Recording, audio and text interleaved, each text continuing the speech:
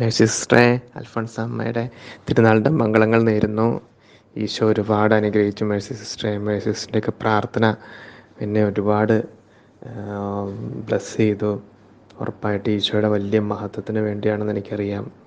പിന്നെ ഞാനിപ്പോൾ ഇവിടെ കുണ്ടായത്തോട് ആശ്രമത്തിലുണ്ട്. കീമോ അവർ നിർത്തി, കീമോ ഇനി തുടരണ്ടെന്ന് പറഞ്ഞു. പിന്നെ ഇമ്മ്യൂണോതെറാപ്പി ഉണ്ട്, അതും കൂടി നിർത്തിയാലേ നമുക്ക് സ്വസ്ഥമായിട്ട് എങ്ങോട്ടേലൊക്കെ പോകാനൊക്കെ പറ്റുള്ളൂ. അങ്ങനെ പിന്നെ എന്താണ്, പിന്നെ മേഴ്സി സിസ്റ്ററെ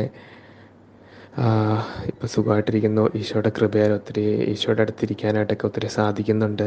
അത് വലിയൊരു ബ്ലെസ്സിങ് ആയിട്ട് ഞാൻ കരുതുകയാണ്. കാരണം ഇപ്പോഴാണ് ശരിക്കും എനിക്ക്, മുമ്പും സാധിക്കുമായിരുന്നു, പക്ഷെ മുമ്പ് ഒത്തിരി അലച്ചിലുകൾ ഉണ്ടായിരുന്നല്ലോ, പഠനത്തിൻ്റെ അത് എന്നൊക്കെ. പക്ഷെ ഇപ്പം ഞാൻ സ്വതന്ത്രനാണ്.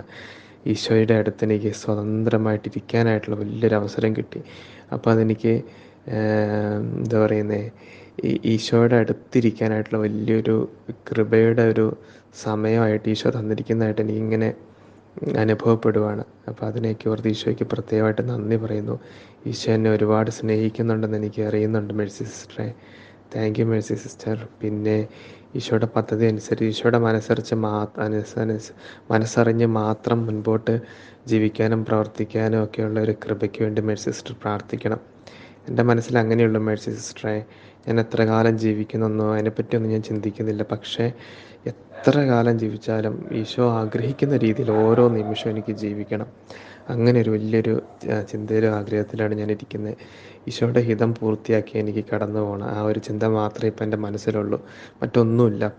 പഠനം പൂർത്തിയാക്കണമെന്നോ അല്ലെങ്കിൽ അങ്ങനത്തെ യാതൊരുവിധ ചിന്തകളും എൻ്റെ മനസ്സിലില്ല ഇപ്പം.